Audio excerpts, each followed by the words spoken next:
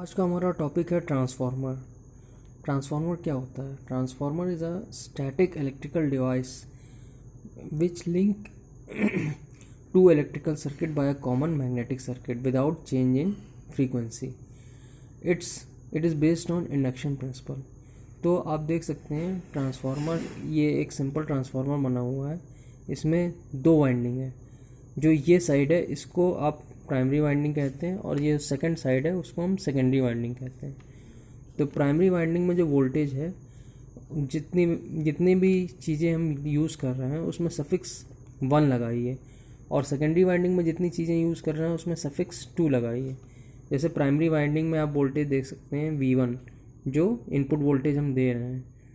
तो ये input voltage V1 है, ये I1 इनपुट करंट है, N1 नंबर ऑफ टर्न्स जो कोर पे वाइंड है, E1 EMF induced in primary winding, E2 EMF induced in secondary winding, N2 is the number of turns in secondary winding, I2 is the current, and V2 is the terminal voltage.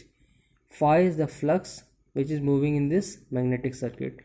So two electrical circuits, this is the first electrical circuit and this is the second electrical circuit, they are linked together by a common magnetic circuit. So flux flows or flux is established in this core and it connects the two electrical circuits. So if it is asked that what is principle of transformer, and if you write that principle of transformer is based on induction principle, it is correct answer, but for a 5 marks question it would not be correct. So we will discuss in detail about the principle of transformer. तो सबसे पहले हमने क्या किया, V1 voltage दिया, ठीक है।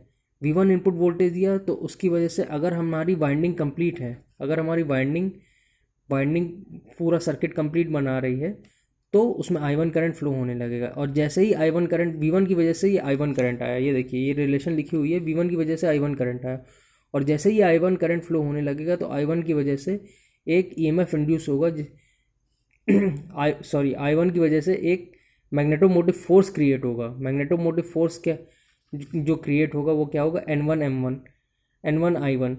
MF magnetomotive force कहा जाता है और ये एनालॉगस होता है EMF के। EMF आपने पढ़ा होगा कि इलेक्ट्रोमोटिव फोर्स होता है। इलेक्ट्रोमोटिव फोर्स क्या होता है कि जो फोर्स करता है कि करंट सर्किट में फ्लो हो। उसी तरीके से मैग्नेटिक सर्किट्स में एक फोर्स होता है मैग्नेटोमोटिव फोर्स।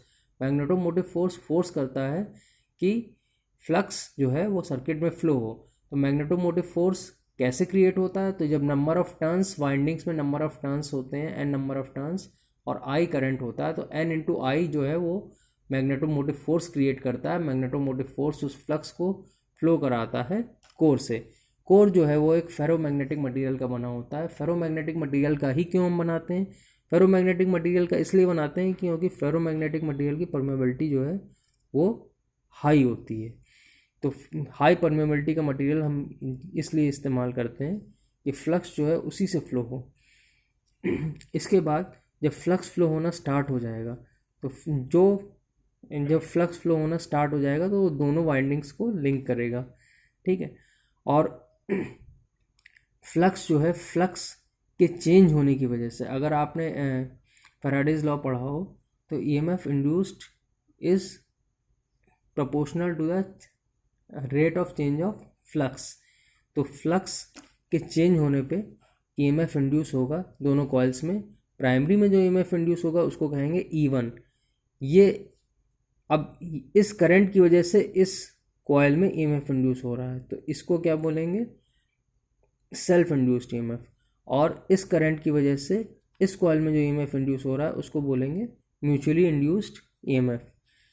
तो यहाँ पे ये इंडक्शन प्रिंसिपल दोनों हैं, लेकिन यहाँ पे सेल्फ इंडक्शन हो रहा है और यहाँ पे म्यूचुअल इंडक्शन हो रहा है।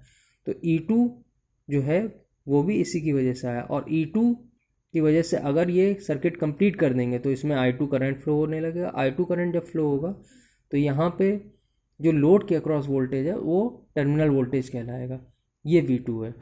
तो इसी प्रिंसिपल को आपको एक्सप्लेन करना है। देखिए इसी में मैंने एक्सप्लेन किया है कि V1 जो वोल्टेज है, V1 की वजह से एक करंट आया I1 की वजह से MF आया N1 इंटू I1। MF की वजह से जो MF मैग्नेटोमोटिव फोर्स थी उसने फ्लक्स को फ्लो करने पे मजबूर किया इस सर्किट में।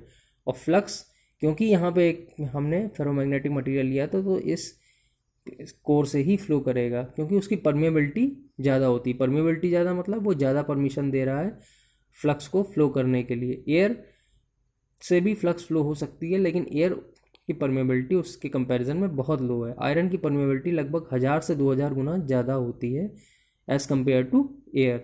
तो जब फ्लक्स यहाँ पे फ्लो होगा तो फ्लक्स की वजह से दो EMF इंड्यूस होंगे, एक E1 प्राइमरी में और एक E2 सेकेंडरी में।